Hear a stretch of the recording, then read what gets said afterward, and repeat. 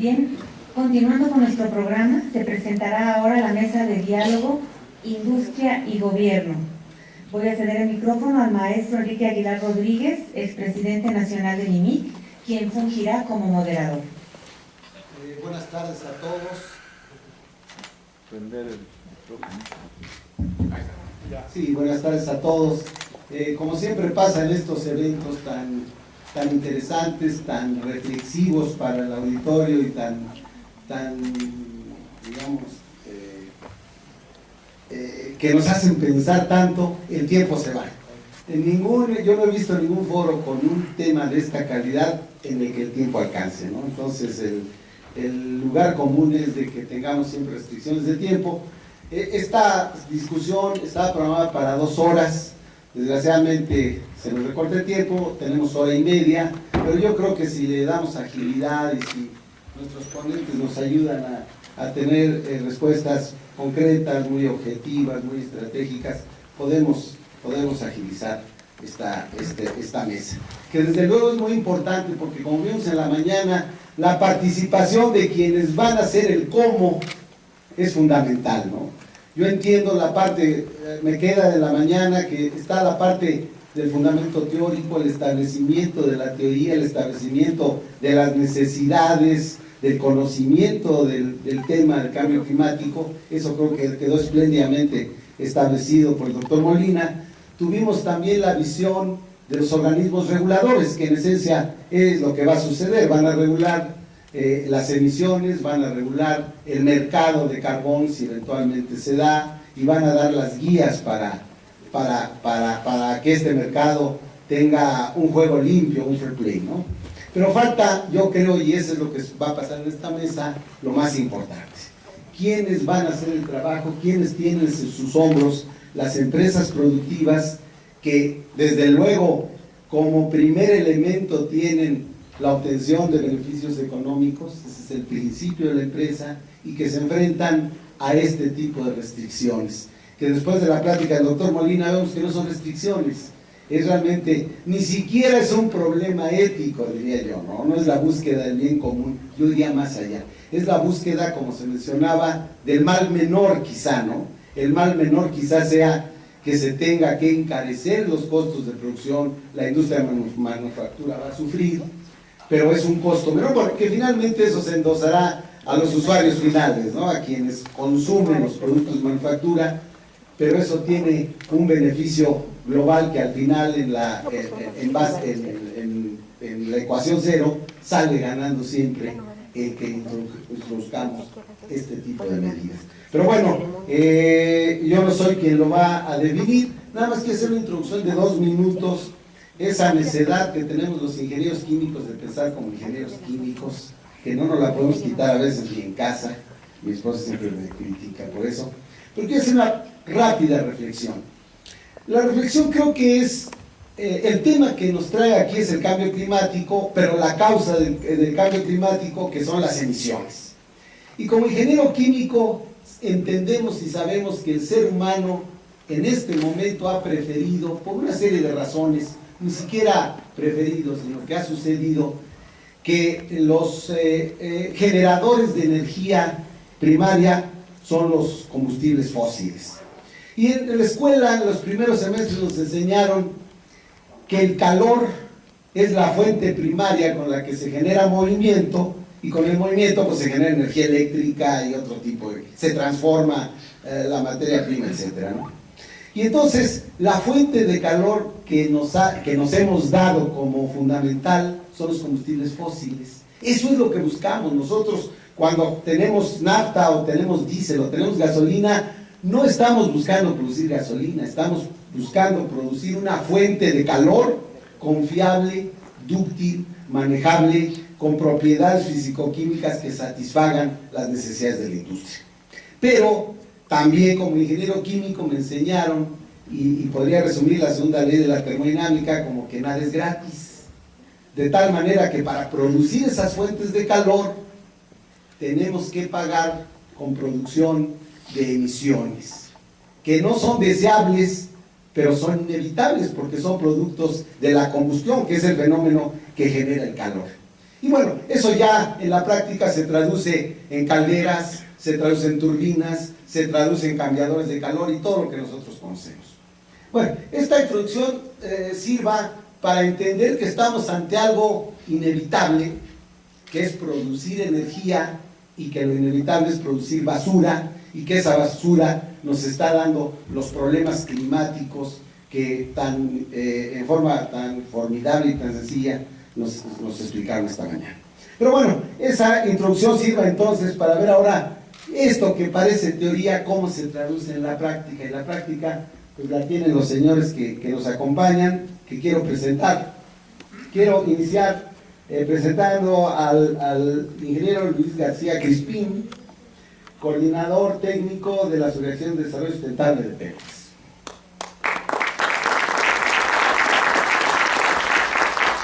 Quiero presentar a ustedes al ingeniero Javier Garza Ondarza, asesor de la Dirección de Energía y Sustentabilidad de Cementos Mexicanos, CEMEX.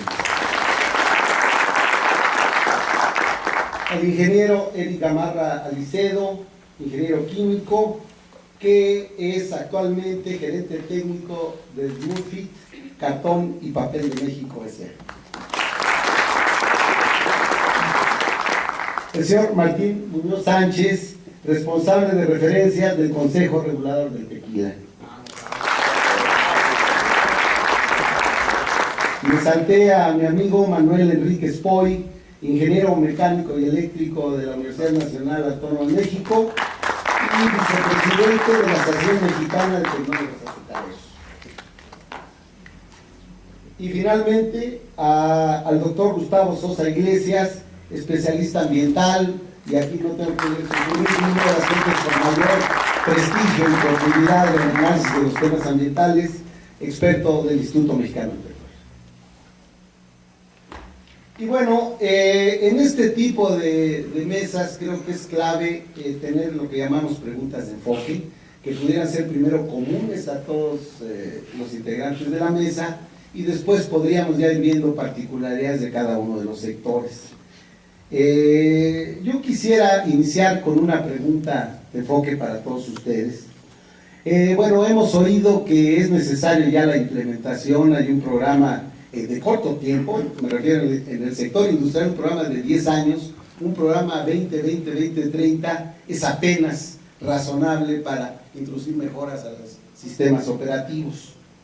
Y en base a lo que se dijo en la mañana, yo quisiera hacer una pregunta para abrir el tema, que es desde su punto de vista de ustedes en su ámbito de acción, ¿cuáles son los principales desafíos para conciliar los aspectos de productividad y rentabilidad con los costos, y pongo costos entre comillas, que implican los proyectos e inversiones para reducir emisiones? Voy a repetir, ¿cuál desde su punto de vista son los principales desafíos para resolver ese dilema entre rentabilidad y cumplimiento de las metas que se tienen para reducir las emisiones, para reducir el consumo de energía? Y lo dejaría abierto, que nos relajáramos y que alguien que tenga una primera opinión participe y nos dé su punto de vista. Manuel. Sí, bueno, yo quisiera partir primero una reflexión que en nuestro país el principal recurso energético que tiene o con que cuenta es el ahorro de energía. Si no partimos de esa base, estaríamos buscando cómo producir energía. El agricultor de la cadena de azúcar es un sector realmente muy importante para el país, tal vez la principal agroindustria, y tiene en sí un potencial amplísimo de desarrollo. La respuesta tal vez a la pregunta es productividad y eficiencia. Tenemos que modernizar el agrosector desde el aspecto no solamente fabril, sino también desde el punto de vista agrícola. Es una industria, un sector que tiene o presenta ciertas paradojas que tenemos que conciliarlas. Hay una elevada politización en el agro, hay una ley, fíjese lo curioso, es el único sector, el único cultivo que tiene una legislación propia, cosa que no ocurre en ningún otro cultivo. Y nosotros, desde un punto de vista muy respetuoso pero contundente, decimos que es una legislación que carece de una política para instrumentarla. ¿Por qué? Porque tenemos lamentablemente una serie de controversias entre los factores de la producción que impiden en muchas ocasiones poder dar ese salto tecnológico para poder aprovechar las bondades que da la caña, que difícilmente pudiéramos encontrar en otro cultivo.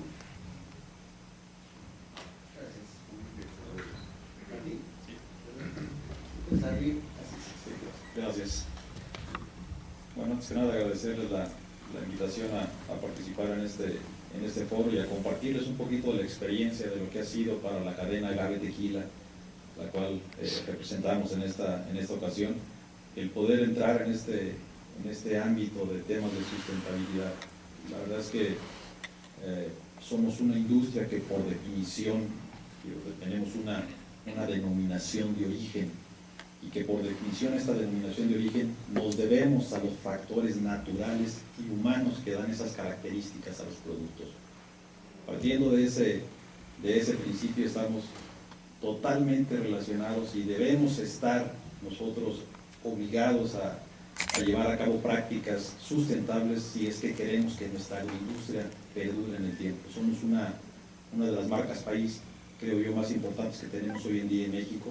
Si bien económicamente no representamos lo que puede ser otros sectores económicos del país, sí en cuanto a marca, en cuanto a valor, en cuanto a representatividad y orgullo del país, debemos ser un ejemplo a seguir como agroindustria. En este sentido, bueno, nosotros desde hace algunos años hemos estado impulsando mucho desde el seno del Consejo Regulador de Tequila, impulsando este tipo de temas y yo creo que digo, más tarde ahondar un poquito más en el tema, compartirles que en el 2016 precisamente terminamos de la mano con el Centro Mario Molina, con quien nos brindó un gran apoyo en este sentido, un estudio de sustentabilidad en la cadena Agave Tequila, y que no es, digo, tomamos una base que fue el año 2014 para ver cómo estamos actualmente en cuanto a emisiones, en cuanto a consumo de agua, etcétera. Lo más importante de esto es que se establecieron compromisos públicos al 2020 y al 2030 como agroindustria para poder seguir compitiendo en los mercados internacionales. Somos un producto que está hoy en día en poco más de 120 países y que ya nos olvidamos de las barreras arancelarias. Hoy en día estamos afrontando retos que van más allá de eso, temas de inocuidad, temas de sustentabilidad. Si no eres social o ambientalmente responsable, simplemente no puedes accesar a los mercados.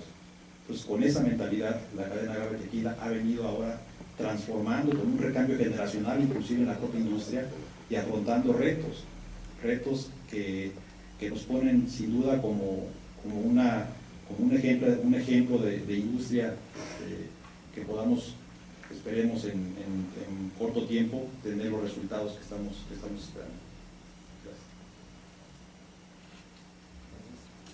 Adelante.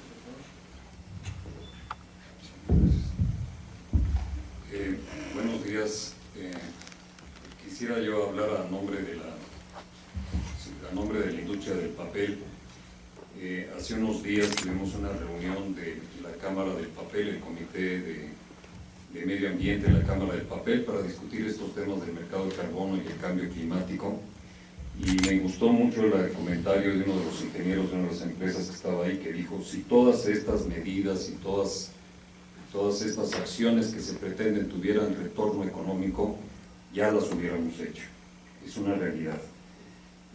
Yo lamento que ahorita, pues lamentablemente no se quedaron a estas sesiones el doctor Juan Carlos Arredondo y el maestro Leonardo Beltrán, que ¿sí están? Bueno, me alegro. A mí me gustaría que oyeran la opinión de la gente de operación, porque voy a hacer el comentario de gente de operación de plantas, ¿ok? Pues lo que yo quisiera enfatizar, que este es un tema muy similar al caso del agua, que el costo de energía y el costo del agua en México son realmente significativos. Y el mecanismo del precio, y como todo economista sabe, el mecanismo del precio para regular un bien escaso es el que hace y promueve la eficiencia del uso de los recursos. En consecuencia, en la industria del papel estamos muy orgullosos que hay máquinas de papel de diversas empresas que son de clase mundial en consumo de agua y en consumo de energía. Y precisamente por eso salió el comentario que dije yo al principio, dijimos en la torre, y ahora qué hacemos, ya no tenemos ni para dónde movernos. O sea, ya se ha hecho muchísima automatización y yo les puedo asegurar que en cualquier fábrica de México, en cualquier sector industrial, hay un portafolio de proyectos de inversión que están ahí pensando cómo ahorrar costos, porque tenemos que reconocer que estamos en un mercado de alta competencia, estamos en el Tratado de Libre Comercio y competimos con varios países, no se diga la industria del papel, que tenemos rivales en todo el mundo, y cada centavo por lo menos en la industria del papel, cada centavo cuenta. Pero hay en esos portafolios de inversión, muchos de ellos no salen, no avanzan, porque están precisamente en una zona gris por los riesgos normales, naturales, que uno entiende, que es el suministro de gas natural, que también tengo que señalar una cosa importante.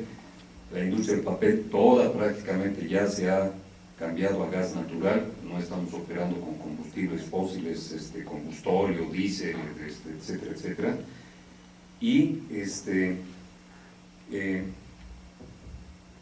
estos riesgos están ahí en los proyectos, como en todos los proyectos, pero hay cosas que también uno se pone a pensar y dice, a ver, veamos la situación política. O sea, si vemos ahorita, hay una parte política que tiene toda la intención y declara su oposición a las reformas de las que también han estado hablando durante este foro, y crea una incertidumbre tremenda, ¿no? Cuando estamos hablando de inversiones, que estamos hablando de $50 millones, la más pequeña, para que podamos hacer ahorros en materia de secado, en materia de prensado y recuperación de agua, de inmediato uno empieza a pensar y dice, bueno, pues lo puedo aplicar yo este sexenio, pero el próximo, ¿qué va a pasar? ¿No? Es una realidad. Y estos factores son cosas que tenemos que tomar en cuenta. La otra son temas obviamente regulatorios, temas regulatorios muy fuertes que nos preocupan, y por otro lado viene ahorita con el tema del ProAire en la Ciudad de México, que empieza a ver la reducción de NOxes, reducción de partículas, y empieza uno a pensar, tengo que pensar en quemadores de bajo NOxes, tengo que empezar a pensar en reducción catalítica, y empieza uno a ver el volumen de las inversiones que están ahí y son realmente significativas, y entra en una zona donde las tasas de retorno no son tan buenas como deben de ser. Acá este es un punto, una visión de la industria, y que de alguna manera el maestro Andrés Albo de Céspedes presentó pero no detalló. Es que la Ley General de Cambio Climático dice que hay varios mecanismos para promover las medidas de eficiencia. Una de ellas son incentivos fiscales y la otra es el mercado voluntario de bonos de carbono. Nuestra creencia, es una creencia subjetiva, es que creo que hay un énfasis demasiado excesivo en el tema del mercado de bonos de carbono, cuando se podrían poner incentivos fiscales, tal como marca la Ley General de Cambio Climático en el artículo 43, de tal manera que ahora, en este instante, en este mismo año, podamos hacer que esos proyectos que están ahí en ese rango de incertidumbre puedan entrar a una zona de certidumbre, y las medidas se puedan implementar ahora, y no esperar como el mercado de bonos de carbono, que sin duda es un gran mecanismo, es muy eficiente, pero tiene muchas complicaciones para implementarse, que podría ser para 2020, 2025, no sabemos. Lo que trato de decir es que otra barrera importante acá es que se tienen que reconocer todos estos temas de incentivos fiscales, incertidumbre económica, y no quiero decir el tema de la seguridad jurídica. En el caso particular del papel, nosotros sabemos muy bien que necesitamos plantaciones forestales para poder tener suministro de fibra virgen en México, porque también debo yo de informar una cosa muy importante. La industria del papel en México es 100% reciclada. No hay plantas de celulosa, excepto una que trabaja intermitentemente. Entonces, la industria del papel pues ya está haciendo una contribución significativa desde el punto de vista de los residuos. Y quisiéramos trabajar en la parte de plantaciones forestales, pero para eso tenemos en nuestro delante toda la temática que sale a partir del artículo 27 constitucional y el tema de la tenencia de la tierra. Por supuesto, estos son barreras muy grandes que impiden que muchos proyectos de inversión inmensamente significativos desde el punto de vista social, económico y demás, no puedan progresar. Entonces, a mí me preocupa, digo, a nosotros nos preocupa, a los papeleros nos preocupa porque nos dicen la meta de reducción es de 5%, y nos pusimos a hacer números sobre las rodillas hace unos días y dijimos, así con las condiciones políticas, económicas y de costos que estamos ahorita, creemos, y estamos trabajando duramente en ese tema, de que probablemente ese 5% no sea tan fácil de lograr, a menos que haya cambios significativos en el entorno económico y político. Por eso es nuestra insistencia de que probablemente el mejor paso ahorita, lo más inmediato, lo más efectivo, es trabajar a través de los incentivos fiscales, porque sí, ciertamente hay proyectos, sí hay un beneficio de bienestar social sin lugar a dudas, pero tenemos que encontrar la manera de que todos esos proyectos se liberen.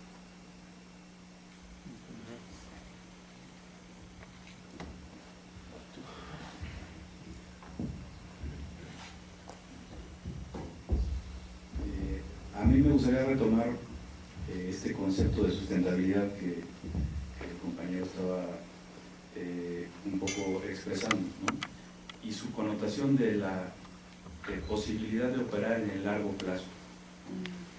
Ninguna de nuestras empresas podrá operar en el largo plazo si no tiene servicios ambientales que nos provee la naturaleza, sin un contexto ambiental propicio, sin una comunidad a nuestros alrededores que esté en buenas condiciones desde el punto de vista ambiental y desde el punto de vista económico. Todas estas acciones que implican, muchas de estas acciones que implican el cambio climático, la eficiencia energética, el cuidado al medio ambiente, la reducción de emisiones al aire, etc. Si bien efectivamente en el corto plazo representan un costo en infraestructura, en proyectos de inversión, en el largo plazo son inversiones que nos traerán el beneficio de poder seguir operando, y que si no se hacen hoy, tendrán ese efecto catastrófico de que al final no se tendrá esta rentabilidad y este beneficio que proporcionan nuestras industrias en la comunidad. Un poco esa es la visión que tienen Petróleos Mexicanos, y por eso invierten en acciones de eficiencia energética, de aprovechamiento de quema de gas, de conservación de los ecosistemas en donde operamos, ¿no? Con esa visión, digamos, de conservar el medio ambiente, pero también de preservar la rentabilidad que tiene la empresa.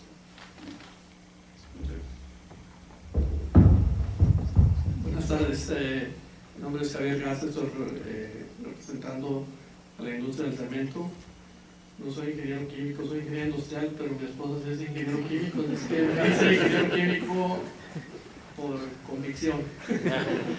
Entonces, no, y ya en los procesos en las industrias que he estado, pues me ha ganado la pasión por la ingeniería química. Entonces me gusta mucho, me apasiona, y creo que la ingeniería química junto con la ingeniería mecánica y la ingeniería industrial van muy de la mano. No se puede desarrollar una sola sin que al final tenga que depender de la otra. De la pregunta de los desafíos, yo veo dos desafíos muy rápidos. Un desafío es la innovación, de qué podemos hacer con lo que ya tenemos para mitigar las emisiones de CO2 o apoyar con un granito de arena el cambio climático. Y la otra es la investigación y desarrollo. ¿Qué vamos a investigar desde ahorita para que nos empiece a dar frutos dentro de 5 a 10 años? Yo me imagino que hay un puente entre lo posible y lo deseable, y yo digo, vamos a ver si ese puente se hace muy chiquito, y donde se haga chiquito vamos a diseñar o a encontrar una tecnología que nos lleve a solucionar. Yo lo llamo una amenaza, no es un desafío, es una amenaza. Estamos amenazados de que si no hacemos algo nos van a pasar cosas peores. Entonces, siempre bajo las amenazas han salido los desarrollos, han salido la inventiva, la creatividad, ha salido la tecnología. A veces sin amenazas, como el celular, pues fue un producto que se diseñó y ahora todos lo necesitamos. Pero en el caso del cambio climático, yo creo que es una amenaza y ya debemos de ponernos a trabajar para que dentro de 5 o 10 años tengamos algo tecnológico que ofrecer y que solucionar. Mientras tanto, vamos a jugar con la innovación. Todo lo que podamos innovar con lo que tenemos para seguir aportando. Ese es mi comentario. Gracias, Gustavo. Sí, muchas gracias. Bien, yo no soy un industrial directamente, pero me dedico a la investigación y el tema que yo veo aquí es, comprendo por ejemplo la situación de la industria, ¿no? La parte de los insumos, la parte de las barreras que tienen ellos para desarrollar sus procesos, su industria, y que siga siendo beneficiosa tanto para la empresa como para sus empleados y la sociedad en general. Sin embargo, hay un cambio de paradigma actualmente, que es precisamente incorporar la externalidad ambiental, que indudablemente cualquier proceso en la naturaleza, como lo mencionaste, Enrique, en la mañana también se mencionó, va a producir causas y consecuencias en la naturaleza, y nosotros somos socialmente responsables de esos, como individuos, como miembros de una sociedad, como empresarios, como integrantes de este planeta. Entonces tenemos esta responsabilidad que de alguna manera tenemos que asumir independientemente de las barreras que se presenten nacionales, regionales o mundiales. Particularmente hay muchas formas como poderle dar la vuelta en un mundo donde la incertidumbre y las barreras siempre van a estar presentes. Y es obviamente la tecnología, el desarrollo, la investigación, los recursos humanos, los que pueden dar realmente una alternativa para poder abatir costos, hacer más con la misma energía, investigar nuevas fuentes de energía más sustentables. Yo creo que básicamente el reto fundamental va a recaer fuertemente en la tecnología. Considero que la innovación va a ser uno de los casos que es de corto plazo. Sin embargo, planear a largo plazo va a ser un reto significativo.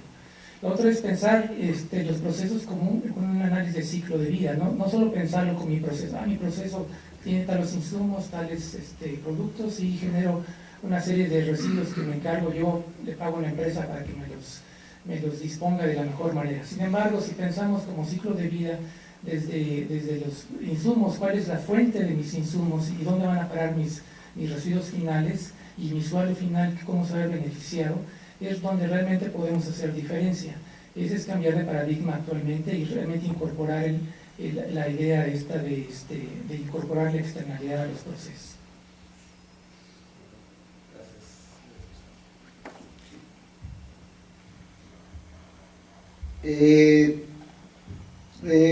Como vimos en la mañana, hay un compromiso del Estado mexicano en el COP21, entre los cuales está reducir 22% para el año 2030 las emisiones respecto a su línea base.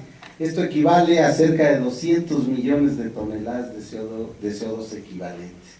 Esto no es un asunto menor. Y oíamos en la mañana que para resolver esto se requiere el concurso de muchas disciplinas. Pero yo anoté una frase del doctor Molina de la mañana que nos dijo, casi literalmente, la ciencia no nos dice qué hacer, nos dice qué sucederá si hacemos A o B o C, eso sí nos dice. Y entonces, pero para saber qué sucederá si hacemos A o B o C, la pregunta, y esto ya es mío, la pregunta sería, ¿qué es A o B o C? Y eso requiere el concurso de la tecnología, la ingeniería, la economía, etcétera, ¿no?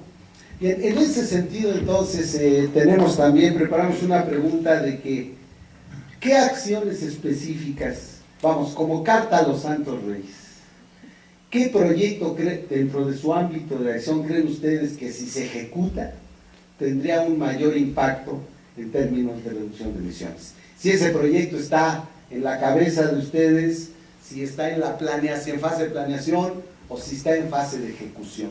En otras palabras, nos gustaría saber experiencias específicas y sobre todo si son casos de éxito, mejor. ¿Qué nos pueden decir? Bueno, realmente no es fácil la respuesta, pero yo trataría de hacer una reflexión en torno a los que estamos en esta mesa. La clave, a mi juicio, más que hablar de una industria en particular, tenemos que concatenar los esfuerzos y los intereses de diferentes industrias. Cito un ejemplo. Hasta hace unos años, tal vez menos de 20 años, unos 15 años, la producción de celulosa a partir de bagazo de caña en México era tal vez la mayor a nivel mundial, o una de las mayores. Hoy en día prácticamente tenemos cero, por no decir una planta que arranque no arranca. Este es un caso realmente de una situación que se dio con una permuta energética muy poco válida, pero existió durante muchos años. Hoy en día tenemos también la posibilidad de poder interactuar con las industrias de fermentación.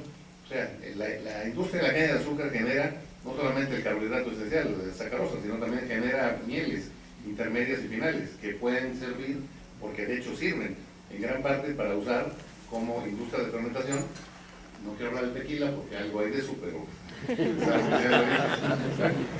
general, sin duda alguna, yo creo que el gran paso que se ha dado, que se viene dando contundentemente, está relacionado con la cogeneración para venta de excedentes.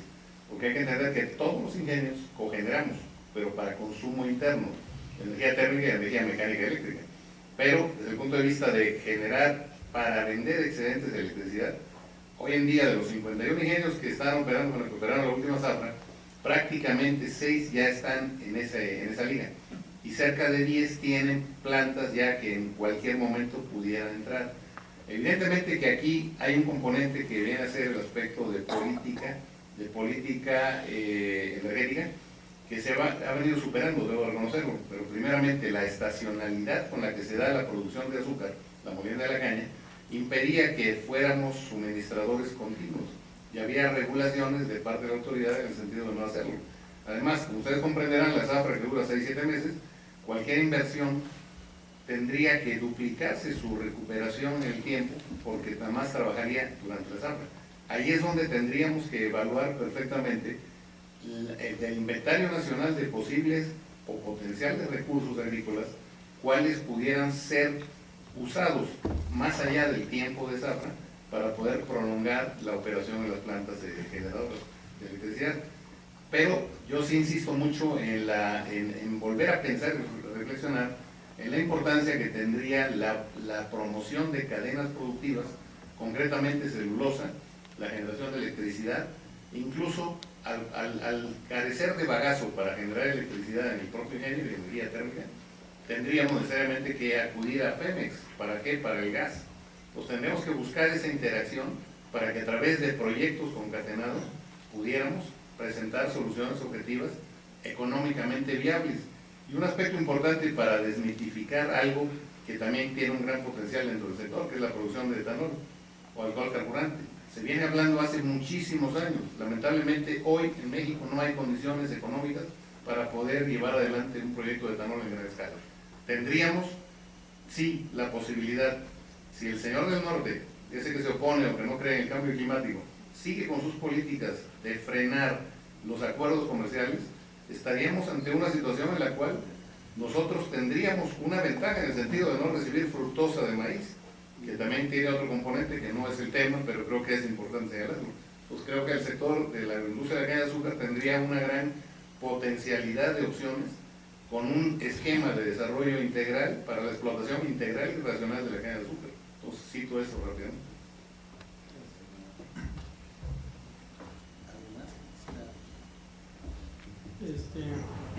De las acciones específicas o casos de éxitos para la industria del cemento, tenemos para reducción de CO2 principalmente. Nosotros tenemos programas de ahorro de energía y aquí le metemos interés, entendiéndose que pues no existe la flojera, nada más existe la falta de interés. Entonces cuando le pones un incentivo a las cosas empiezan a funcionar con innovación. Tenemos programas de combustibles alternos, objetivos muy claros de ir disminuyendo el combustible primario, incrementando el combustible alterno. Tenemos programas Tenemos ya casos de éxito, 2 parques eólicos que abastecen la energía eléctrica de las plantas. Ya tenemos energía limpia en nuestras plantas, edificios y todas las instalaciones. Estamos trabajando con materiales reciclados, teniendo también objetivos claros de aumento del porcentaje de los materiales reciclados y programas de conciencia y de apoyo ya directamente hacia el empleado. Tenemos programas de ahorro de energía para los empleados y movilidad sustentable. Promovemos el uso del carpooling y estamos con céspedes con programas de cambio de autos de gasolina a gas natural. Esos son casos de éxito ya muy concretos.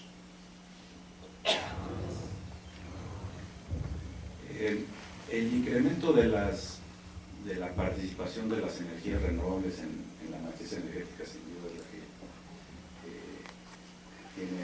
que determinará, digamos, el impacto que se tenga, ¿no? Sin embargo, en el corto y mediano plazo, la industria del petróleo y gas seguirá siendo parte fundamental de esa matriz energética, y en ese sentido, Petróleos Mexicanos tiene muchísimo que aportar, ¿no? Las líneas de acción que hemos determinado son el aprovechamiento del gas, es decir, no solo no quemarlo, sino efectivamente satisfacer la oferta, la demanda que requieren todas las industrias del país, ¿no?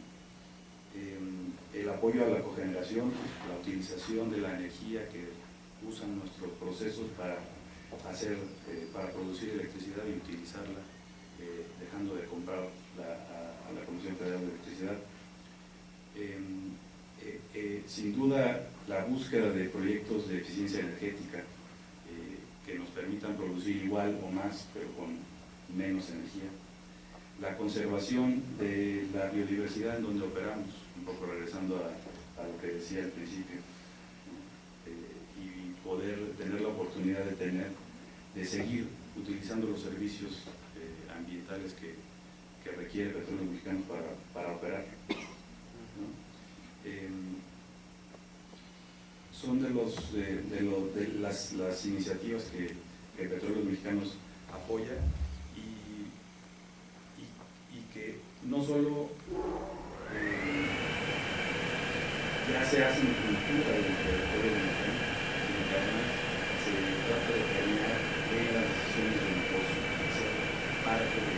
no solo de la parte ambiental, digamos, sino que sea parte de esta conceptualización de la sustentabilidad de la rentabilidad. En ese sentido también hemos avanzado todas estas iniciativas, todos estos proyectos de mejora ambiental y de sustentabilidad, ya forman parte hoy de la plan de sustentabilidad.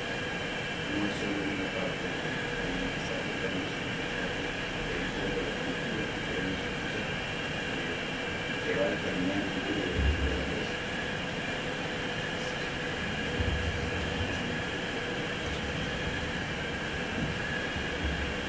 Sí, quiero comentar la situación de la industria del papel. Es una situación peculiar. Acabo de mencionar, contrario a la creencia popular de la industria mexicana del papel, prácticamente 90% de la producción, entre 80 y 90% de la producción es con materia prima recuperada. Lamentablemente, en algunos círculos de autoridades, para el público en general, existe la creencia de que el papel en México viene de cortar árboles, pero no es el caso, ¿okay? Entonces, hace 3 años, la Cámara del Papel emprendió un estudio, precisamente el estudio del cual Céspedes estaba pidiendo, un estudio detallado, por lo menos en la industria del papel ya lo tenemos, y nos tomó 3 años hacer un estudio de la huella de carbono tomando en cuenta el análisis del ciclo de vida completito, y en nuestro caso se podría escribir como de la cuna a la reencarnación, ¿no? Ese es el caso de nuestro papel. Entonces, hicimos ese análisis completo y encontramos varios temas bien interesantes.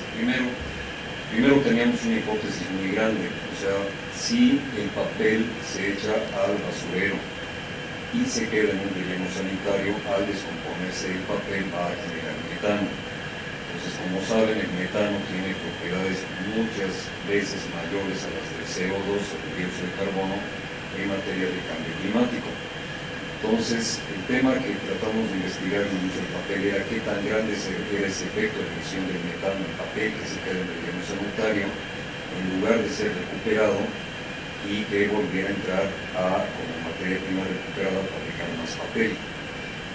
Después de 3 años de intenso trabajo, de que involucramos a todas las empresas, se hizo con una empresa de reputación impecable, y apenas en este año acaba de terminar el proceso de revisión con una autoridad mundial, porque tratamos de ser lo más independientes y claros posibles. Encontramos una cosa importante. El total de emisiones de la industria por operación, vamos a llamarla a boca de chimenea, la falta de otro término, es cerca de 7.000 millones de toneladas de dióxido de carbono equivalentes. Pero lo que recuperamos en materia prima, si no lo hubiéramos recuperado, si hubiera ido a un relleno sanitario, son 14.000 millones de toneladas de carbono equivalentes. Es decir, la recuperación de materia prima que estamos haciendo es suficiente para hacer un offset de todo lo que estamos emitiendo en las chimeneas. Pero todavía hay una cantidad importante de papel que se sigue yendo hacia los basureros. O sea, la parte de la eficiencia de la copia y la recuperación no es tan grande. Déjenme decirle esto, que son números que ya tenemos bastante bien amarrados.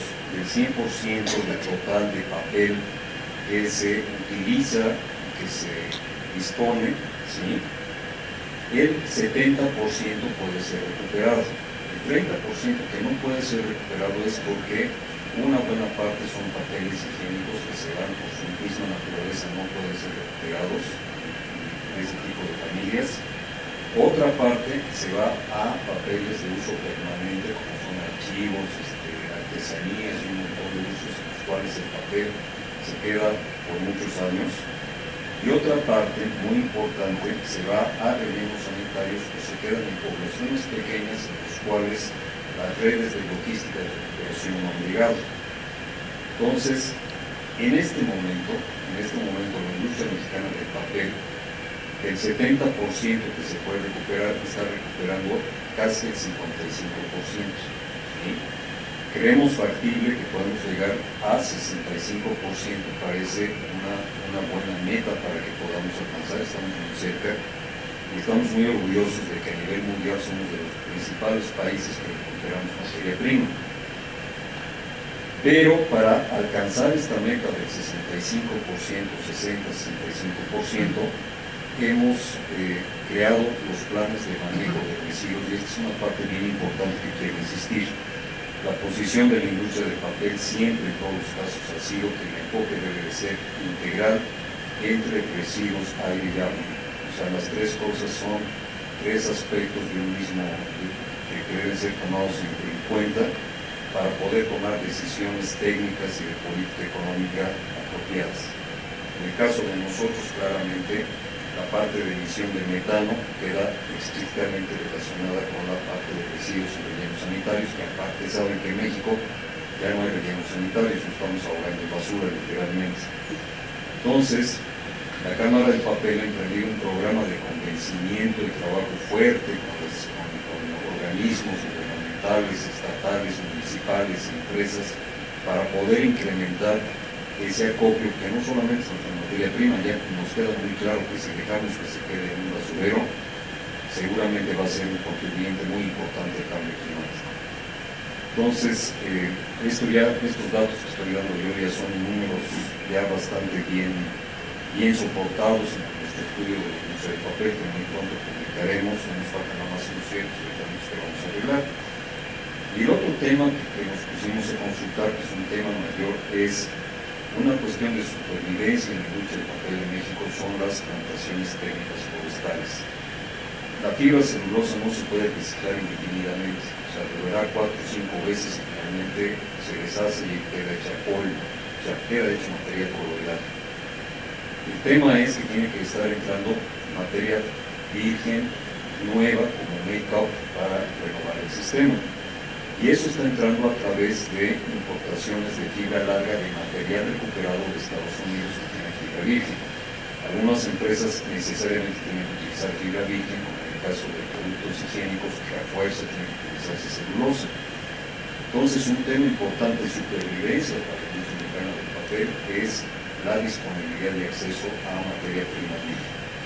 Ya había comentado el tema de la problemática de la tenencia de la tierra y la seguridad jurídica de la tierra que impide que se pueda invertir en las hectáreas suficientes con el tamaño mínimo de inversión necesario para colocar una planta de celulosa que pueda competir mundialmente. O sea, ya eso es una barrera muy grande.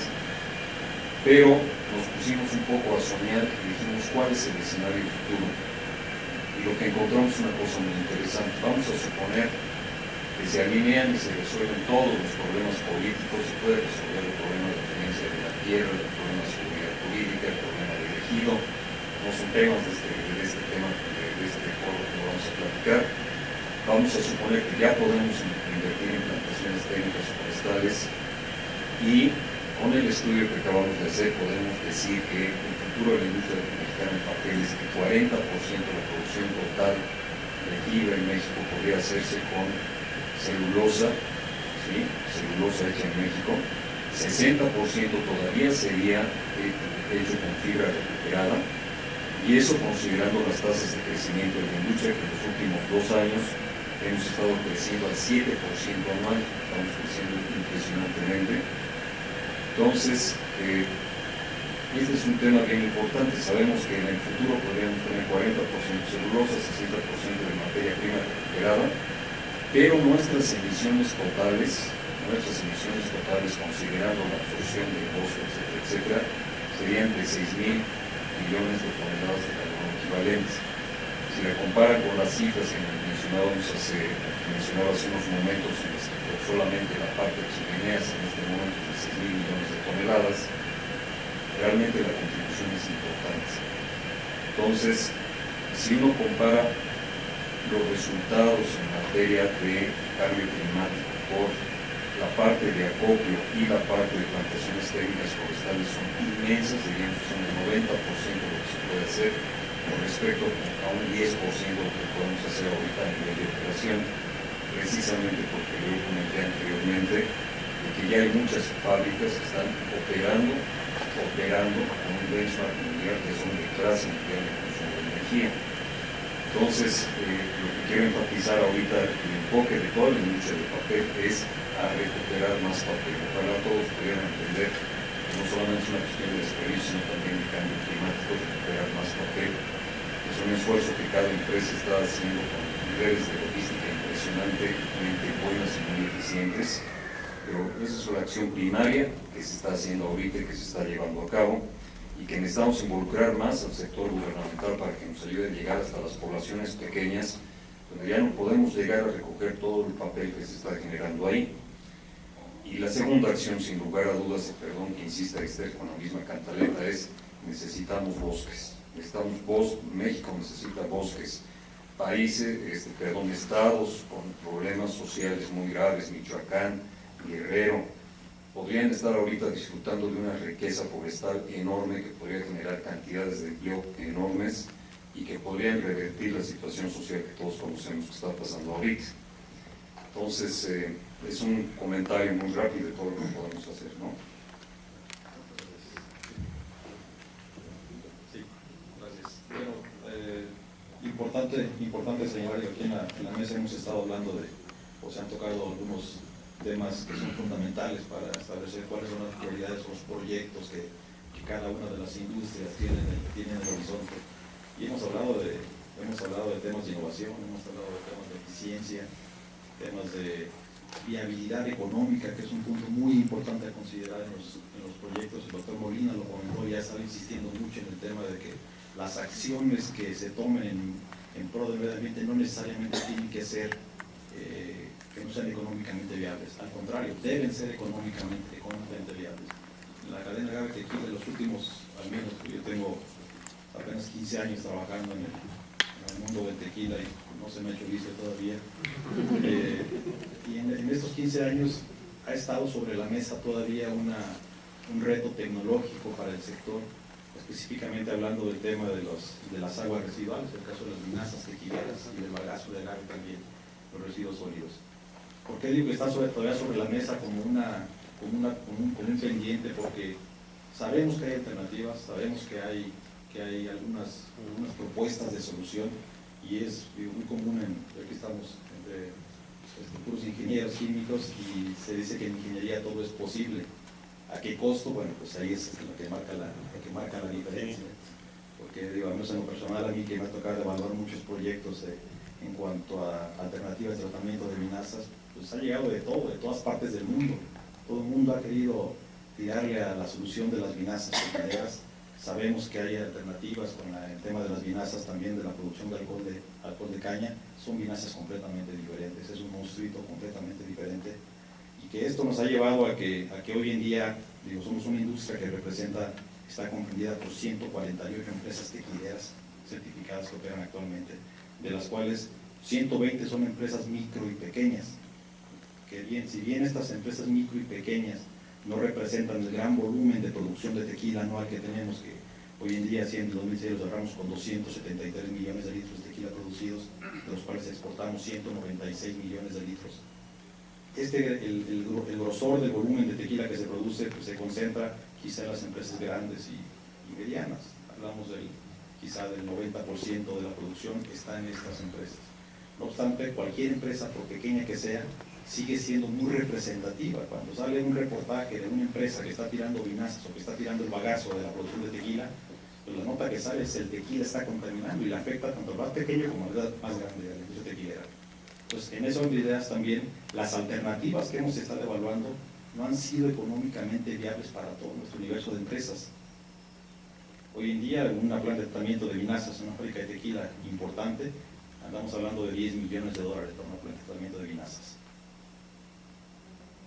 Eso le dice a una empresa pequeña, una empresa micro, una empresa mediana, pues aquí están las llaves de mi empresa. O sea, es imposible que yo pueda financiar algo así. Hemos estado trabajando en proyectos de plantas comunitarias, seguimos todavía con esta problemática. Hubo una empresa que en su momento, cuando inauguró su planta de tratamiento de vinazas, una empresa grande, tiene la capacidad la planta de atender las empresas tequileras pequeñas que están en la región. No obstante, al ser sistema